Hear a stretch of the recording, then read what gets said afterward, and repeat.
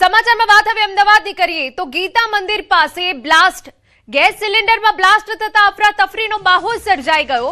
Blast બાદ આગથી 2 લોકોની ઈજા પહોંચી છે। આરોગ્ય ભવન સામે ઘટના બનતા દોડધામ મચી ગઈ। ફાયર બ્રિગેડની 3 ગાડીઓ ઘટના સ્થળ પર પહોંચી હોવાની વિગતો। અમદાવાદના ગીતા મંદિર પાસે બ્લાસ્ટ થયો છે। આપને જણાવી દઈએ કે ગેસ સિલિન્ડરમાં બ્લાસ્ટ થયો અને જેના કારણે અફરાતફરી મચી ગઈ। ફાયર બ્રિગેડની 3 ગાડીઓ ઘટના સ્થળ પર પહોંચી હતી। બ્લાસ્ટ બાદ આગથી 2 લોકો ઈજાગ્રસ્ત થયા કે જેમને સારવાર માટે ખસેડવામાં આવ્યા।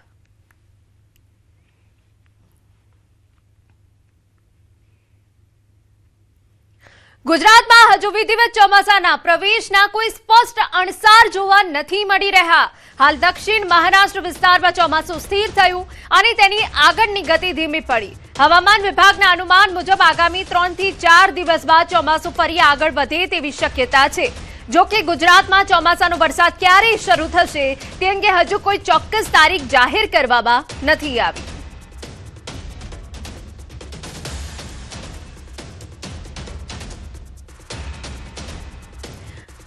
સમાચારમાં આગળ વાત કરીએ છોટાઉદેપુર જિલ્લામાં વરસાદ બાદ વાવણી શરૂ।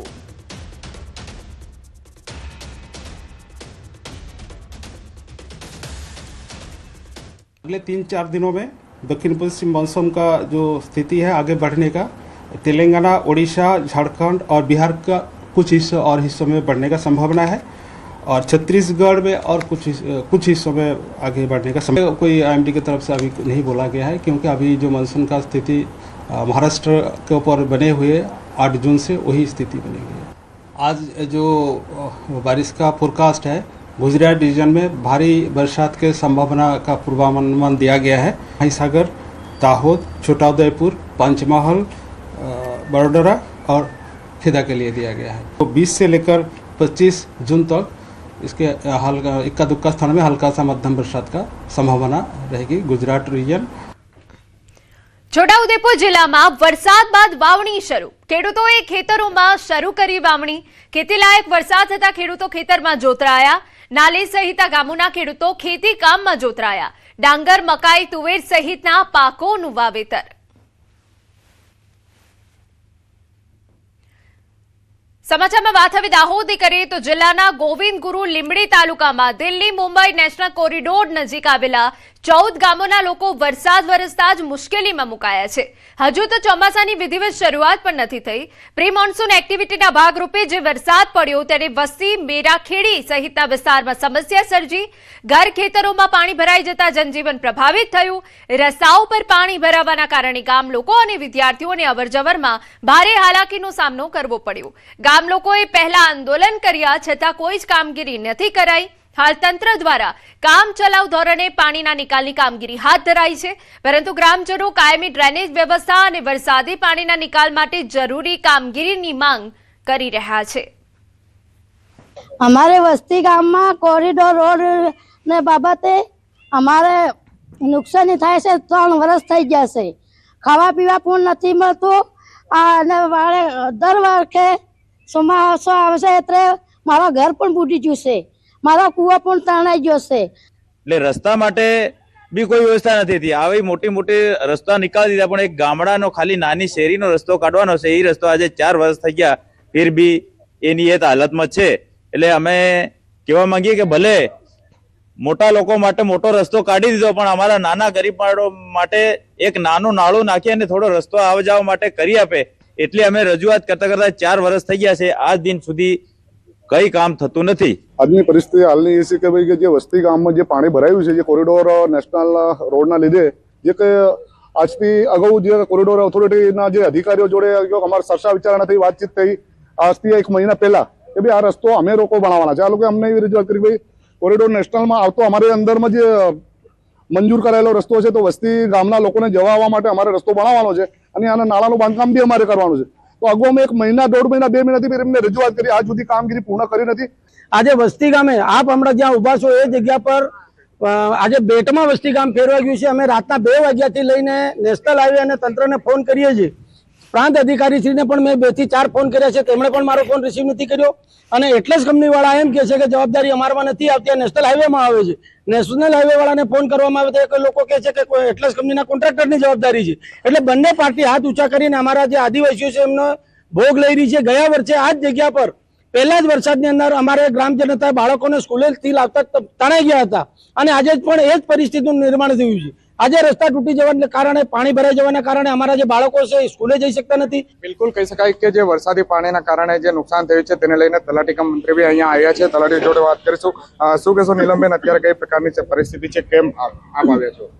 હલો, આજે અમે અહીંયા પાણી ભરાઈ ગયા હતા, એની સ્થળ વિઝિટ કરવા માટે અહીંયા આવ્યા હતા અને પાણીનો નિકાલ કરાવ્યો છે. 3 તારીખે પ્રાંત અધિકારીની અધ્યક્ષતામાં જે સંકલનની બેઠક યોજાઈ હતી, ત્યારબાદ સર્વે કરવાનો હતો, તે સર્વે પણ નથી થયું, જેના કારણે ખેડૂતોમાં અને લોકોમાં હાલ રોષ જોવા મળી રહ્યો છે. સૌરભ ગેહલોત, ન્યૂઝ 18 ગુજરાતી, દાહોદ. સમાચારમાં આગળ વધીએ તો એલ નીનોના સંભવિત ખતરા અને ઓછા વરસાદની આશંકાને પગલે રાજ્ય સરકારે આગોતરા પગલાં ભરવાનું શરૂ કર્યું છે.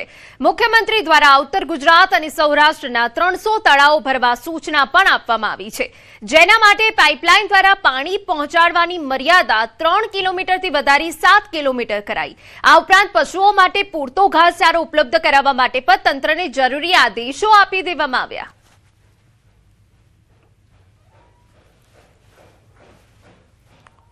ખેડૂતોને કઈ રીતે રાહત મળી શકે એના માટે થઈને નર્મદાનું પાણી નાના મોટા ડેમડા અને તળાવો અને નદીઓમાં પાણી છોડવાના છે. તો એ વહેલી તકે છોડે, જેથી કરીને અત્યારે અમુક ખેડૂતોએ આગોતરું વાવેતર કરી દીધું છે મગફળીનું, અને હવે પાણી બધું પતવા આવ્યું છે કૂવામાં અને બોરમાં. તો જો આ પાણી નર્મદાનું છોડવામાં આવે, તળાવમાં આવી જાય, અને જેથી કરીને તર ઊંચા આવે અને ખેડૂતોને આજે પાણીની અછત સર્જાશે અને જેના લીધે પાક બગડે, એ પાક ન બગડે એટલી સરકારને અપીલ. ખેડૂતોએ આગોતરો પાક વાવેલો છે અને જો સરકારે પાણી છોડે તો એમ કે પિયતમાં ઘણો એવો ફાયદો થઈ શકે. અને 15 દિવસ જો આ વરસાદ મોડું થયું છે એના હિસાબે ખેડૂતને ફાયદો થઈ શકે. અને જો આ અસર રહી તો ભવિષ્યમાં પશુપાલકો માટે, ગૌશાળા સંચાલકો માટે અને પાંજરાપોળના સંચાલકો માટે મુસીબતનો સમય આવી શકે એમ છે. અને હાલમાં સરકાર આ વિચારણા હેઠળ છે કે ભાઈ પશુપાલકો, ગૌશાળાઓ અને પાંજરાપોળ માટે એ લોકો ભવિષ્યનું ઘાસચારા અને ઘાસડી મળી રહે વિચારણા કરી રહી છે. જો વહેલા તકે આ વિચારણા કરી દઈએ તો પશુપાલકો, ગૌશાળા સંચાલકો અને પાંજરાપોળને રાહત મળી શકે એમ છે. સૌરાષ્ટ્રના 11 ડેમ અને તળાવો 30 જૂન પહેલા પાણીથી ભરવાના રાજ્ય સરકારના નિર્ણયને જૂનાગઢ જિલ્લાના ખેડૂતોએ આવકાર્યો. ખેતીલાયક વરસાદના અભાવે ચિંતિત ખેડૂતો માટે આ નિર્ણય રાહતરૂપ બન્યો છે. ખેડૂતોનું માનવું છે કે ડેમ અને તળાવ ભરાવાથી કુવા અને બોરના જળસ્તર ઊંચા આવશે, જેના કારણે સિંચાઈ માટે પાણી ઉપલબ્ધ બનશે અને ખેતી પાકને જીવનદાન મળશે. કેનાલની સુવિધા ન ધરાવતા વિસ્તારના ખેડૂતોને પણ આ નિર્ણયથી મોટો ફાયદો થવાની આશા વ્યક્ત કરવામાં આવી છે. એની હવે જે અમે સરકાર નદીઓમાં જે આ તળાવમાં પાણી છોડે છે, એ પાછા દોઢ મહિનો પહેલા અમારા ઓજતમાં પાણી છોડેલું હતું, એ પાછું છોડે તો અમારા ઘણા બધા ખેડૂતોને એનો ફાયદો મળે એમ છે. આ નિર્ણય સારો જ છે. આવી રીતનું કરીને પાણી છોડવામાં આવે, ડેમ તળાવ ભરવામાં આવે તો એના દ્વારા ખેડૂતને ઘણો ફાયદો થાય એવો છે. સરકારે પહેલા તો હું કહું છું કે ખૂબ સારી વ્યવસ્થા ઊભી કરી છે કે જે આ સૌની યોજનાથી મોટા મોટા ડેમો ભરાઈ જાય છે, ગામડે ગામડે પીવાના પાણીની યોજના બની ગઈ છે. જો દુષ્કાળ થાય અથવા તો સરકાર આવો નિર્ણય ન કરે તો ખેડૂતો અને પશુપાલકો માટે ખરેખર કપરી પરિસ્થિતિ નિર્માણ થઈ શકે. પણ ખેડૂતોએ આજના સમયમાં જે નિર્ણય લીધો છે તે ખરેખર સર્વ કલ્યાણ માટેની નિર્ણય છે. સુરત પોલીસ સપાટો, એક સાથે 1700 થી વધુ આરોપીઓ વિરુદ્ધ કાર્યવાહી કરાઈ. સુરત પોલીસ દ્વારા હાથ ધરાયું હતું ખાસ કોમ્બિંગ દરમિયાન 1700 થી વધુ આરોપીની ઓળખ કરી. 1300 જેટલા આરોપીઓ ગુનામાં સંડોવાયેલા હોવાનું સામે આવ્યું. ફરી ગુનાહિત પ્રવૃત્તિ સાથે મળી આવ્યા તો કડક કાર્યવાહી થશે. કડક કાર્યવાહીની સુરત પોલીસે ચેતવણી આપી. અમે જે જીપી એક્ટ 135ના કેસીસ કર્યા છે એમાં 1700 જેવા કેસીસ કરવામાં આવ્યા. એમાં બહુ મોટી સંખ્યામાં લગભગ 1300-1350 જેટલા આરોપીઓ છે એ જાહેરમાં અથવા તો એમની પાસેથી ગેરકાયદેસર હથિયાર તરીકે છુરી, ચપ્પુ, જાહેરનામાને ભંગ કરતા હથિયાર એવી વસ્તુઓ મળી આવેલી. એના અનુસંધાને એમને વિરુદ્ધમાં કેસ પણ કરવામાં આવ્યા છે. સમાચારમાં આગળ વધીએ તો અમદાવાદના ધોળકામાં શિક્ષકે ગુરુની ગરિમાને લજવી 8મા ધોરણમાં અભ્યાસ કરતી સગીરા સાથે કર્યા શારીરિક અડપલા. સગીરાના પરિવારની જાણ થતાં પોલીસ ફરિયાદ નોંધાવી. કુમાર શાળાના શિક્ષક વિરુદ્ધ ફરિયાદ. ધોળકા પોલીસે ગુનો નોંધી શિક્ષકની અટકાયત કરી.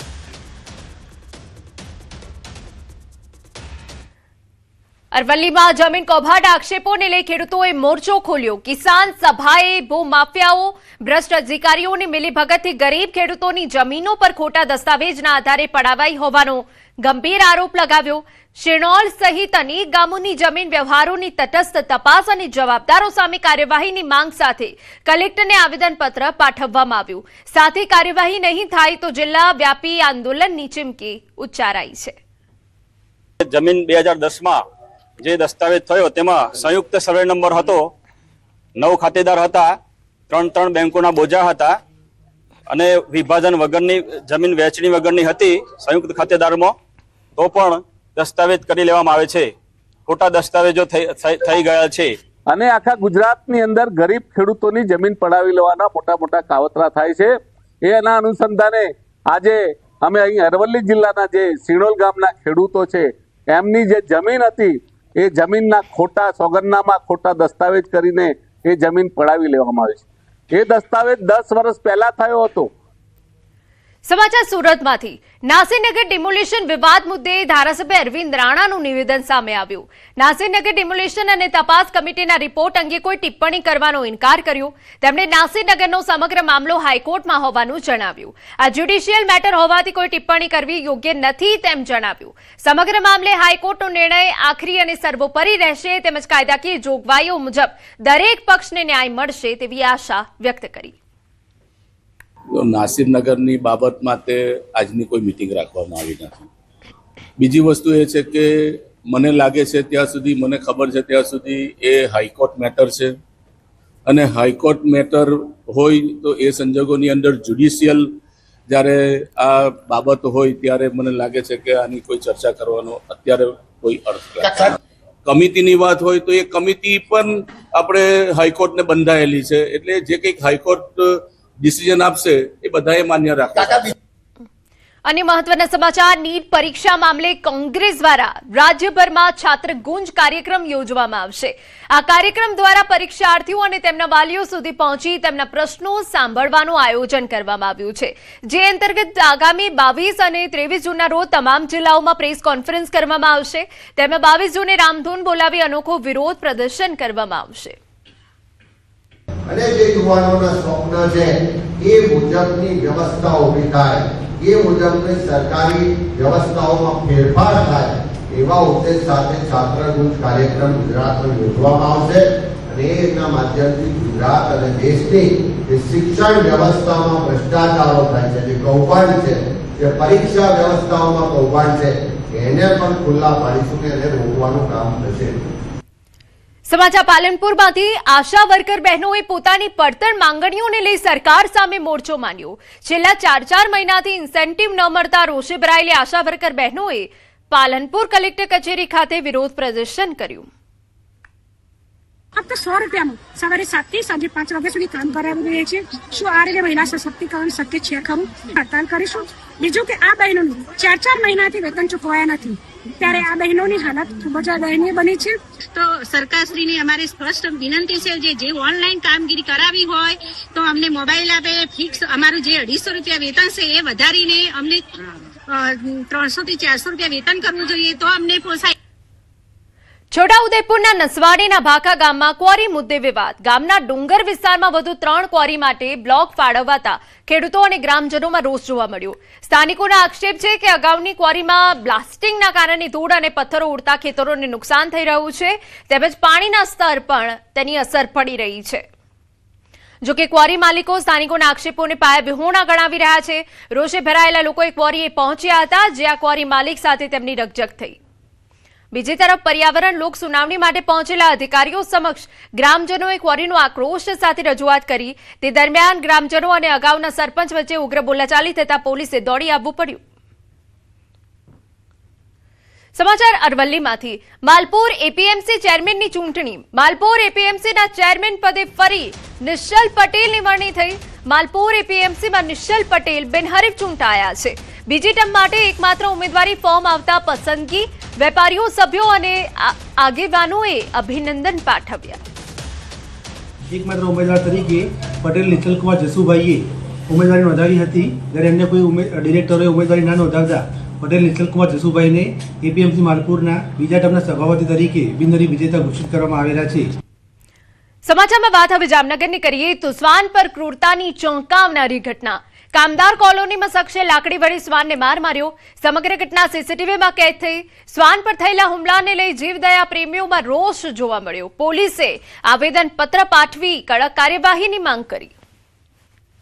જામનગર શહેરમાં છેલ્લા 1 મહિનામાં શ્વાન ઉપર જે પ્રકારે માનવો દ્વારા અત્યાચાર થઈ રહ્યો છે તેને લઈને કેટલાક લોકો છે જે શ્વાન પ્રેમીઓ છે તે ડીવાયએસપી કચેરીએ પહોંચ્યા છે. જે પ્રકારના દ્રશ્ય આપ જોઈ રહ્યા છો, હાલ જે લોકો છે તે અહીં પહોંચ્યા છે તેમની સાથે સીધી વાત કરીશું. શું કહેશો, જામનગરમાં છેલ્લા 1 મહિનાની અંદર 3 શ્વાનો ઉપર માનુષી અત્યાચારની આ જે ઘટના છે, અમાનુષી અત્યાચારની ઘટના છે, કેવી રીતના મૂલવશો અને અત્યારે શું રજૂઆત?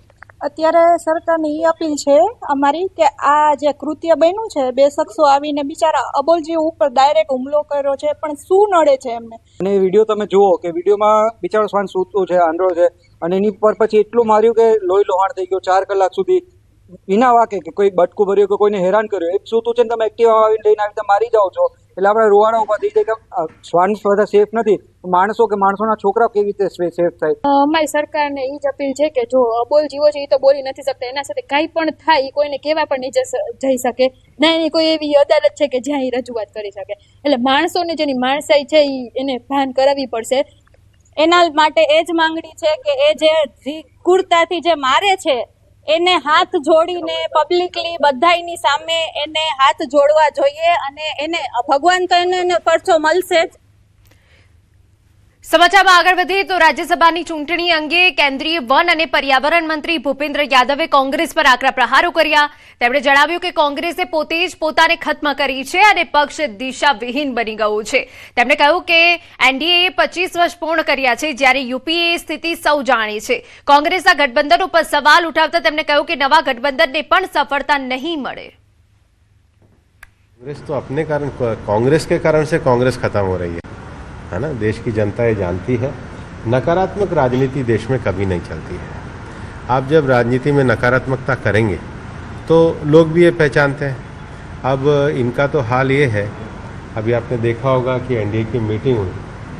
भारतीय जनता पार्टी के नेतृत्व में एनडीए ने 25 साल पूरा किया, और कांग्रेस के नेतृत्व में जो यूपीए थी उसने साल तो पूरे नहीं किया, नाम ही बदल लिया. यूपीए से वो इंडी चले गए. જૂનાગઢ કૃષિ યુનિવર્સિટી ખાતે પ્રાકૃતિક કૃષિ કાર્યશાળા અને ખેડૂત સંવાદ કાર્યક્રમનું આયોજન કરવામાં આવ્યું. કાર્યક્રમમાં જિલ્લાના સહપ્રભારી મંત્રી કૌશિક વેકરિયા ઉપસ્થિત રહ્યા. પ્રાકૃતિક ખેતીને પ્રોત્સાહન આપવા માટે યોજાયેલી આ શિબિરમાં મોટી સંખ્યામાં ખેડૂતો જોડાયા હતા. મંત્રીએ વિવિધ કૃષિ સ્ટોલની મુલાકાત લઈ ગાય આધારિત પ્રાકૃતિક ખેતી, જીવામૃત અને પ્રાકૃતિક ઉત્પાદનો અંગે માહિતી આપી. આજે ખેડૂતો સાથેનો સંવાદ કાર્યક્રમમાં એ પણ બધાએ અપીલ કરી છે કે ખેડૂતો વધારે પ્રમાણમાં પ્રાકૃતિક ખેતીમાં જોડાય, એ પ્રકારનું સુંદર જિલ્લા વહીવટીતંત્ર દ્વારા એક આયોજન કરવામાં આવ્યું હતું. અન્ય મહત્વના સમાચાર, બારડોલીમાં ચોમાસા પહેલા પૂરનું સંકટ ટાળવા તંત્ર એક્શનમાં આવ્યું. ડીએમ નગર, એમએન પાર્ક સહિત વિસ્તારોમાં વર્ષોથી સર્જાતી જળબંબાકારની સમસ્યાના ઉકેલ માટે તપાસ સમિતિની ભલામણ બાદ 69 મિલકત ધારકો અને સોસાયટી પ્રમુખોને આખરી નોટિસ ફટકારવામાં આવી.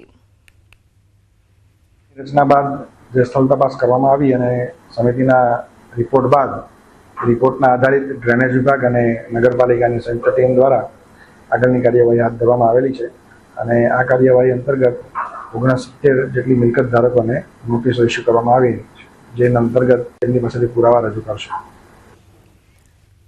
દેશમાં વધતા ઈંધણ ખર્ચ અને પર્યાવરણ પ્રત્યે વધતી જાગૃતિ વચ્ચે દમણમાં એક અનોખી પહેલ જોવા મળી. દમણની અનેક હોટલોએ પર્યટકો માટે મફત સાયકલ સેવા શરૂ કરી, જેના કારણે પ્રવાસીઓ પેટ્રોલની બચત સાથે स्वास्थ्य लाभ પણ મેળવી રહ્યા છે. सारे होटल वालों ने साइकिल सर्विसेज साइकिल रखी है, और ये साइकिल हम लोग हमारे गेस्ट को फ्री में प्रोवाइड करते हैं, जो गेस्ट लोग बहुत अच्छे से एंजॉय कर रहे हैं और वो अच्छे से यूज कर रहे हैं, और इससे एनवायरनमेंट भी बच रहा है, ट्रैफिक की समस्या भी कम हो रही है. होटल मालिक ने हमें આ કોઈ નદીનો પ્રવાહ નથી, પરંતુ કાયદાના સંગજમાં આવેલા 1.56 કરોડના દારૂનો અંતિમ પ્રવાહ છે. ભુજ વિભાગના 116 પ્રોહિબિશન કેસમાં જપ્ત કરાયેલા 27,000થી વધુ દારૂની બોટલ, ક્વોટરિયા બિયરના ટીન પાલારા સીમ વિસ્તારમાં રોડ પર રોલર ફેરવી દેવામાં આવ્યું. સાવરકુંડલામાં સોશિયલ મીડિયા પર થયેલી મિત્રતા એક વૃદ્ધ મહિલાને ભારે પડી. ભુજના એક શખ્સે વિડીયો કોલ દરમિયાન મહિલાના અંગત ફોટા મેળવી તેમને વાયરલ કરવાની ધમકી આપી છેલ્લા 6 મહિનામાં 3.60 લાખ પડાવ્યા. બ્લેકમેલિંગથી કંટાળી મહિલાએ પોલીસ ફરિયાદ નોંધાવતા સાવરકુંડલા ટાઉન પોલીસે ટેકનિકલ તપાસના આધારે આરોપીને ભુજથી ઝડપી પાડ્યો. વૃદ્ધ મહિલા કે જેમને આજથી આશરે 6 મહિના જેવી સમય પહેલા ભુજ કચ્છના એક યુવાન સાથે મોબાઈલ ઉપર વાતચીત થયેલી હતી. એમણે મહિલાની વાતચીત સાથેનો ગેરલાભ ઉઠાવી વાતચીત દરમિયાનના એમના અંગત ફોટો અને વિડીયો સ્ક્રીનશોટ લઈ એમને વિવિધ પ્રકારે ધાકધમકી આપી અને છેલ્લા 6 મહિનાના સમયગાળા દરમિયાન કુલ 3,60,000 જેટલી રકમ એમણે ગૂગલ પે માધ્યમથી એમના પાસેથી પડાવી લીધેલી છે. નડિયાદમાં ચોમાસામાં પાણી ભરાવાની સમસ્યા રોકવા પ્રી મોન્સૂન કામગીરી તેજ કરાઈ. ધારાસભ્ય પંકજભાઈ દેસાઈએ મુખ્ય કમરા કાંસ અને ઝારોલ કાંસની સફાઈની મુલાકાત લીધી. કાંસમાંથી વર્ષો જૂનો કચરો અને દબાણો દૂર કરાતા તાજેતરમાં જ ભારે વરસાદના પાણીનો ઝડપી નિકાલ થયો હતો. નડિયાદ કમરાનો કાંસ બી ચેક શેરડી નદીનો કાંસ વિભાગ સરકારના દ્વારા થઈ ગયો છે. તેમાં કોર્પોરેશન થયા પછી દરેક જગ્યાએ કામગીરી ચાલુ થઈ ગઈ છે. કરોડોના ખર્ચે બનેલા સ્વિમિંગ પુલની દશા બેઠી છે. વાત છે કરમસદ આણંદ મહાનગરપાલિકાની કે જ્યાં વહીવટદારોએ સરકારની કરોડો રૂપિયાની ગ્રાન્ટના ખર્ચે વિશાળ સ્વિમિંગ પુલ બનાવ્યો, પરંતુ તેની દશા બેઠી છે. સુવિધા પ્રાપ્ત થાય, યુવાનો, બાળકો અને તરવૈયાઓને એક લાભ મળે એના માટે એક સુવિધા ઉત્પન્ન કરવામાં આવી.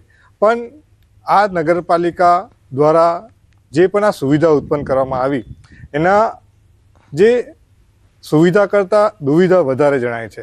હાલમાં કામગીરી પૂર્ણ થઈ ગયેલી છે, પરંતુ એમાં આઉટલેટની 2 લાઈનો નહીં નાખવાના કારણે એ અત્યારે લોકોનો ઉપયોગમાં આવી શકેલ નથી. સદર કામગીરી અમારા દ્વારા આગામી સ્ટેન્ડિંગ કમિટીમાં આ કામ લેવામાં આવેલ છે અને જેનું એસ્ટિમેટ 20 થી 30 લાખ જેટલું થાય છે. જે મંજૂરી મળેથી તાત્કાલિક બાકી રહેલી કામગીરી પૂર્ણ કરી અને લોકોના ઉપયોગમાં લઈ શકાય તેવી કાર્યવાહી કરવામાં આવશે.